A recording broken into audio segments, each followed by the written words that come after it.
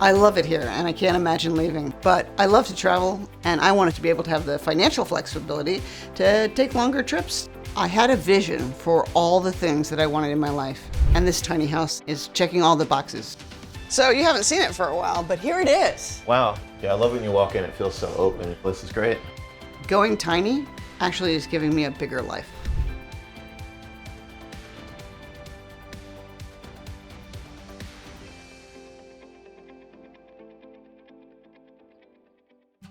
My ex and I bought this house 30 years ago before our daughter was born, and we just loved it. Living in Silver Spring is such an amazing place. It's sort of like living in the town in the 50s that never existed, where, you know, the people that live around you and they all care about each other. I can walk to some of my very best friends' houses. This is a place where my friends are. This is a place where my kid grew up. This is my daughter's room. She's 28 now. She lives in Brooklyn. I'm very close to my daughter, Emma, and she's a wonderful, wonderful person. Hey there. How you doing? I'm good. How's the job? It's pretty good. I'm getting stuff done. I want to see her do all the things that she wants to do in her life. And I also want to make sure that she has a place to come home to if she ever needs it. I love you, babe. I love you too. Have a good rest of your day, and I'm excited to see you. Yeah, we'll talk soon. Long day. Long day. Thank you. I live within 2 blocks of Joan. Our daughters were born within a month of each other. We're a big extended family. I call her Joan of Arc because if I needed anything night or day, she would just say, I'll be right there. Just a really, really good and close friend to me. 6 or 7 years ago, my husband and I separated. During the divorce, it was determined that I could stay here. I could financially afford it. But still, it's kind of going from 2 salaries, going from 2 retirement plans, going from 2 of everything to 1, makes you really think how I was going to afford some of the things I would want to do after retirement.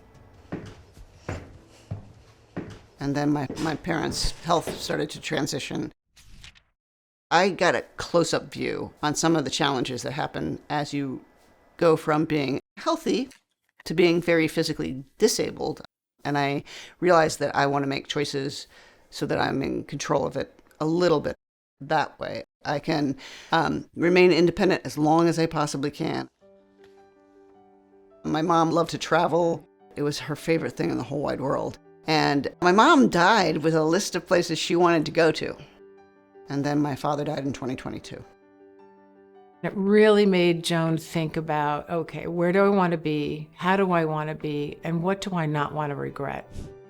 I love to travel, so I wanted to be able to create those opportunities so that you don't leave with a whole bunch of things that you hoped that you could do.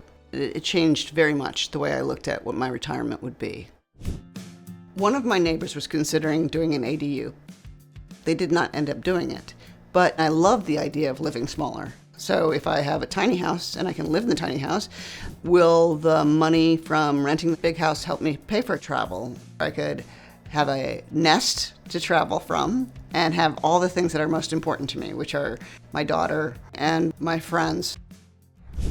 My house sits on a pie-shaped lot, and the back is very, very narrow. And my garage is a duplex garage on an alley. On the other side of my wall is my neighbor's garage. When I first thought about creating an ADU in the backyard and it being an attached garage, it was kind of daunting. And I did talk to my neighbors about how they would feel about me changing that garage. And they were very supportive. My name is Eric Saul, and I'm an architect in Tacoma Park, Maryland. My name's Jesse Smith. I own J. Allen Smith Design Build. We're a residential remodeling company. Hi guys, how you doing? How are you, John? All right, good to see you guys. Good to see you. I work quite a bit with Eric Saul, so it was a pretty natural team. So here are the plans, and here's your existing garage, and it's attached to the neighbor's garage. Yeah, the logistics on this project were pretty tough. I think the biggest challenge with converting a garage into an ADU is that it's not really set up to support living space, so usually we have to tear the entire thing down and start over. So we had to be very careful with the neighbor structure when we did all the demolition of her garage. The square footage that we started off with here was? It's roughly 19 feet by 10 feet wide. Joan's original garage was 190 square feet. And if you really want a decent sized ADU, That's way too small. So to go out and make a 550 square foot one-story house, that would have taken up most of your backyard. So I thought, make a second floor on top of this, but as you age in place, everything you need is on this first floor. That's right. My priorities, number one was that I have a separate bedroom. I didn't want to walk in and see a bed. I thought it was also important to have a kitchen where people could gather, and that I could have a guest bed for my daughter. I was hesitant about the second floor, but you made it work. I really appreciate what you've done. When I started out, before we broke ground, we had about $280 on the all-in price. But then we needed a new water line, which is a lot of digging, a lot of equipment, and that brought it up to about $300.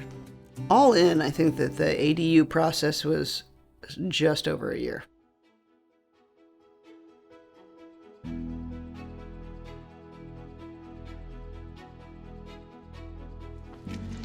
So you haven't seen it for a while, but here it is. Wow, no, I haven't seen it for a while since we stopped construction.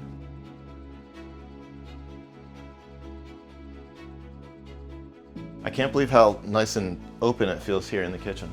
I had a real vision about what I wanted this thing to be, and it's fulfilled that vision. It feels like home. It feels peaceful. So it turned out better than I imagined. I love the fact that I have a full stove, and I also have a full oven, so like I can have lots of room in my oven to cook with, and I think it's great. I mean, I just think this is the way I live my life, and it'll fit really well into this space. Yeah. I'm looking forward to having my friends over. I'm looking forward to it all working out so that I have the flexibility I need and I have all the people I love. And when I rent my house, all those funds can go directly to my travel budget. I really like the pocket door because it just really creates a lot of separation between the bedroom and the kitchen. It feels like a warm, cozy bedroom that's very separate from the rest of the house, which is nice. It's so nice that we got to have the upstairs. Yeah, these alternating tread design stairs are like a ship's ladder, and it really worked out great. Eventually I won't be able to get up those stairs, and even then it will be usable space because my daughter will visit, or I'll have guests that are younger than me that make that space nice to have. Isn't it wonderful? It's bright, it's airy. It's going to be a great place for Emma to be able to visit. The dog and my daughter and I fit into the tiny house beautifully, and I am looking forward to happy aging here. Joan, I think Milo wants to come in. Yeah, he likes it here. I'm working on trying to update the larger house so that it's ready to be rented. So I'm starting to do some of that work. Oh. This property is going to be more valuable because it has an ADU on it. And I hope when I go and my daughter, if she wants to live here, she'll have a place to live and rental income. It's amazing. It completely reflects her spirit. I think that as you age, autonomy, creativity, possibility, all should be part of it. There will be losses, but if I have my community and if I have options and I have financial support of the money I could make off this larger house, I think that it allows me to do all the things I want to do. Next year I'm going to Yosemite. Next year I'm going to Cape Breton Island. I'm going to go over to Europe. I haven't decided exactly where. I think that there's a lot of great adventures ahead.